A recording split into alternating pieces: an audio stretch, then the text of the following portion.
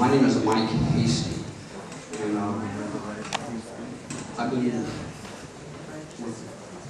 with all the things that you've said tonight, and all of the things that has happened since this war began. You have very strong convictions. That's the one thing I noticed about you. You have very, very strong convictions about what you think is right. And I'm thinking to myself, what is it about me that you don't see? What is it that I see that you don't? And I've been thinking about this for about the last hour, and the only thing I can think of is that you do not carry the sins of your government in your soul like I do. Oh, yes, I do. As a Vietnam veteran. You have not seen American soldiers take their last breath. You have not seen civilians take their last breath. You don't know the atrocities that we committed in Vietnam. You're talking about Al-Qaeda committing atrocities by cutting the heads off of children.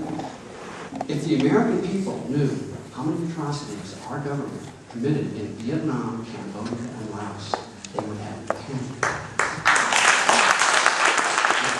If I started talking to you tonight about atrocities that I know of, if I started talking,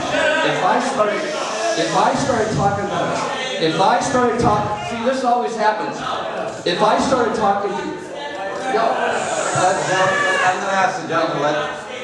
if I started talking about the atrocities that we committed in Vietnam, we'd be standing here having a long conversation. Let's let the gentleman finish. You would not believe how many friends that I have that committed atrocities in Vietnam, nor the fire bases I was on that fired into free fire zones with 155mm howitzers. We did it every day. Now the question is that I think I'm so concerned about the American soldiers serving in this country, serving in Iraq, and coming back after 3 and 4 or 5 tours. I spent 1 tour in Vietnam. I was a medic in Vietnam, and I came back and I wound up in psychiatric hospitals. I wound up with years and years of depression, years and years of anxiety, years and years of panic attacks where I had to go to the Veterans Administration Hospital. But what I saw in Vietnam was a rapid disintegration of American involvement in Vietnam. I was seeing the homicides, the suicides, the rampant heroin addictions. You know, when you unzip a body bag and you look at a young soldier who's taking a pistol and shot himself in the head, or you go into a tent and this guy's taking an M16 and he's put it to his head, and I'm there and I got blood all over me. You know, or a soldier walks up to a captain and he takes the M16 and shoots him dead.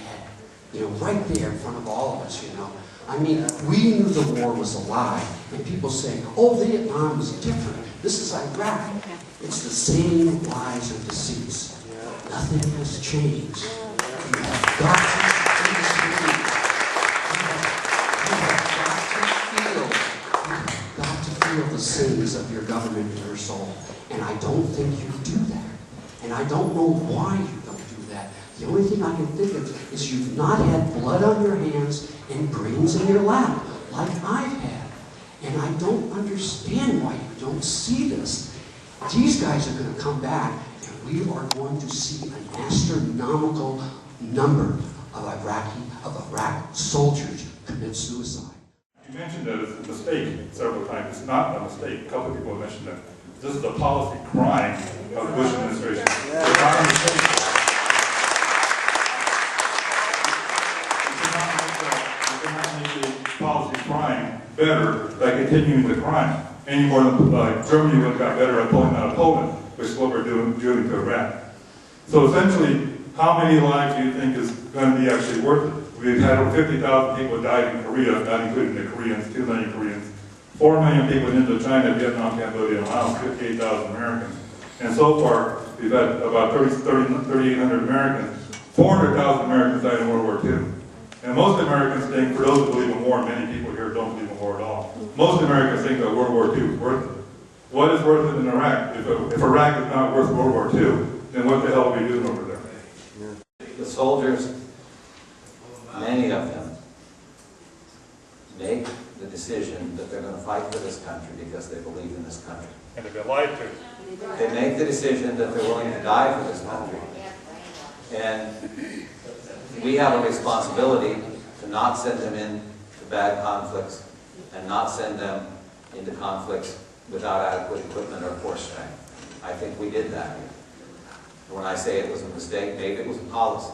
I criticized the policy, terrific. I will tell you, and people are skeptical of it, and many soldiers, there were soldiers I met with who said, I want to go home now, sir. I think this is a waste of time. There were also many soldiers who said, sir, we've lost a lot of friends here. I think we're making a difference. And I want to say, we see it. Some said that. So they're making the decision for their own lives. There are people over there who have there are many, many who are just like us, desperately trying to survive under extraordinarily different circumstances. As good a people as you meet anywhere in the world. Some of those are left absolutely at the mercy of some of the forces we have unleashed. And if it takes some American lives to prevent those forces from unleashing further on more Iraqi civilians in the situation we created, many of the Americans have said they're willing to make that sacrifice. And further, if it takes some American lives, I asked the gentleman earlier, what do you see as happening if we pull? Maybe it's a positive. And I would encourage folks to read an article by George Packer from about a week ago in New York. Very insightful guy. And I think there are real risks of tremendous destabilization, and I think there are real risks of terrorist havens there. I think we created the conditions. Bush bears responsibility for that. But if an American soldier, as you said, if you leave Anbar to Al-Qaeda, and you leave other parts of the country to Jaish al-Mahdi and others, and they then begin operations on the United States, is that worth an American life to try to prevent that? I believe it is. That's bullshit. You may think so.